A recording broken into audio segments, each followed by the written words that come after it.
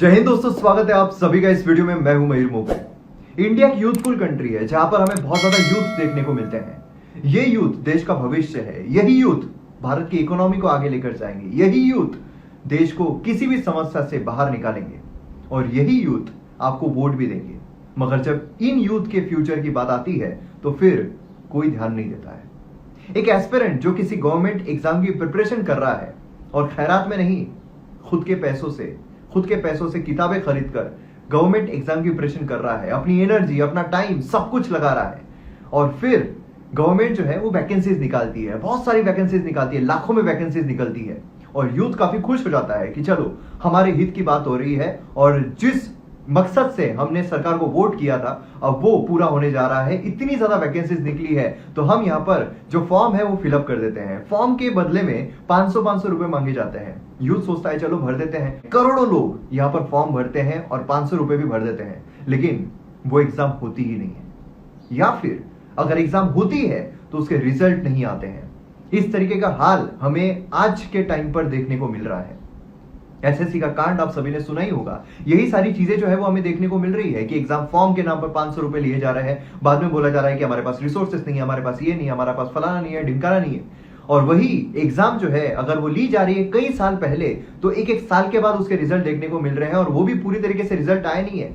और ये सिर्फ एसएससी की बात नहीं है, ये हर तरह हो रहा है, हर तरफ हमें देखने को मिल रहा है। अगर हम यूपीएससी की बात करते हैं तो यूपीएससी में लगातार वैकेंसीज जो है वो कम होती जा रही है। मतलब 1000, फिर उसके बाद 800, अब 700 वैकेंसीज कंटिन्यूअसली कम हो रही है। अगर आप पूरे देश में देखो तो सिर्फ आईएएस की वैकेंसीज जो है वो भी 1000 के ऊपर है।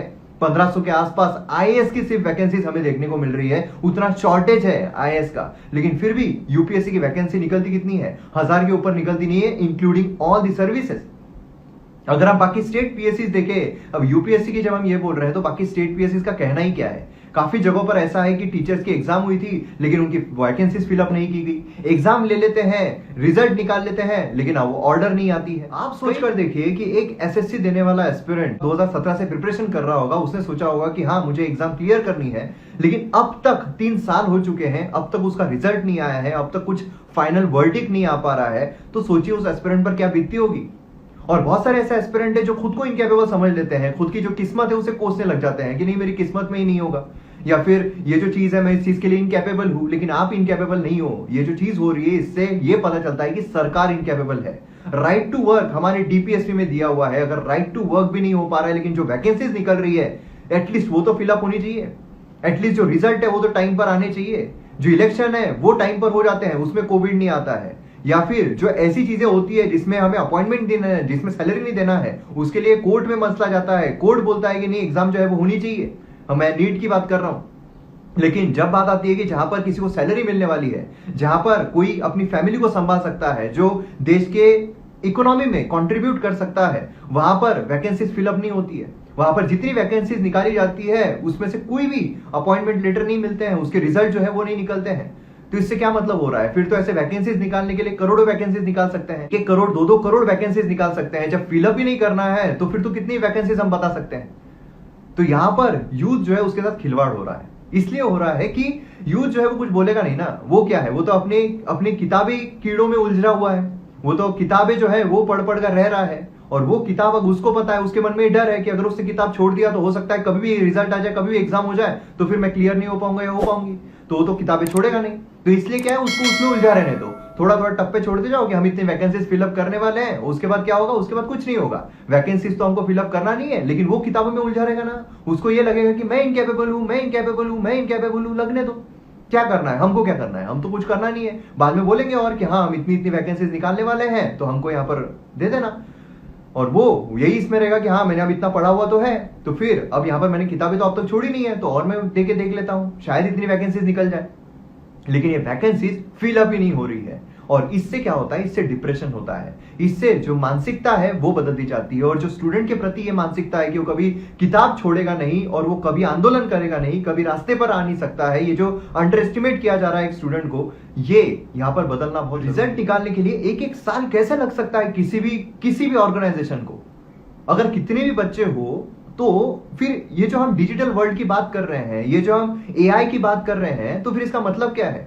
जब आप एग्जाम का जो रिजल्ट है वो एक एक साल तक भी नहीं निकाल पा रहे हो, फाइनल रिजल्ट एक एक साल तक नहीं मिल रहा है, लड़के जो है वो वेट करते जा रहे हैं कि रिजल्ट कब आएगा, रिजल्ट कब आएगा, और वो यही सोचते रहते कि हाँ रिजल्ट तो आएगा। हम ये एक न्यू नॉर्मल हो चुका है ये चीज कि नहीं, हम जब दे रहे हैं तो फिर तो इतना वक्त लगेगा ही लगेगा। क्यों लगेगा, इसको क्वेश्चनिंग करना जरूरी है। यहां पर बोला जाता है कि जो आईएएस है उनका शॉर्टेज हो रहा है, आईपीएस जो उनका शॉर्टेज हो रहा है, फिर भी वैकेंसी इतनी कम निकलती है, ये बोलकर कि 180 के ऊपर तो हम ट्रेन नहीं कर सकते हैं। आईएएस जो है एक बैच में 180 रहने चाहिए, उससे ऊपर हम ट्रेनिंग जो है वो नहीं दे सकते हैं, या फिर क्वालिटी नहीं मिलेगी। तो यहां पर चेंज करना जरूरी है या नहीं है। आंखों में लड़के जो है यूपीएससी के लिए बैठ रहे हैं, group B, group C, group D का तो छोड़ दीजिए, करोड़ों लोग जो है वो फॉर्म भर रहे हैं, लेकिन ग्रुप ए की जो एग्जाम्स होती है वैकेंसीज नहीं निकलती है, और group B, group C, group D में वैकेंसीज बहुत ज्यादा निकालते हैं लेकिन रिजल्ट नहीं बताते हैं। तो ये तो प्रॉब्लम क्रिएट हो जा रहा है, और यहां पर उठना जरूरी है, यहां पर क्वेश्चनिंग करना जरूरी है, यहां पर पूछना जरूरी है कि ऐसा क्यों हो रहा है। ये जो उठाव हो रहा है, ये जो विद्रोह हो रहा है, ये बहुत जरूरी है, और इन सब चीजों में मैं भी आपके साथ हूं, और इसीलिए यहां पर ये कंटिन्यूअस रखना है, जिससे कि यहां पर ये जो ग्रांटेड लेने की चीज है कि स्टूडेंट जो है वो उसको ग्रांटेड ले लो, वो जब आएगा तब तो अपने को वोट दे ही देंगे, अभी जो है उनको सिर्फ हवाला दे दो कि हाँ हम वैकेंसीज निकाल रहे हैं, या फिर ये डिले हो रहा है, डिले हो रहा है। डिले होना नहीं चाहिए, क्यों डिले हो रहा है, क्वेश्चनिंग करना आज हमारा काम है। इसीलिए यहां पर जो भी ट्रेंडिंग हो रही है सारी चीजों में आप पार्टिसिपेट कीजिए, और ये जो वीडियो है, ये वीडियो कोई भी इस वीडियो को इस्तेमाल कर सकता है, कोई भी वीडियो को इस्तेमाल कर सकता है, कोई कॉपीराइट कुछ नहीं लगेगा। जहां आपको इस्तेमाल करना है इस वीडियो को आप इस्तेमाल कर सकते हो, क्योंकि आज ये बात जो है ये बात स्टूडेंट्स की है, और इसीलिए जो भी स्टूडेंट कम्युनिटी है उनके साथ खड़े होकर यहां पर इस आंदोलन में पार्टिसिपेट करना बहुत जरूरी है।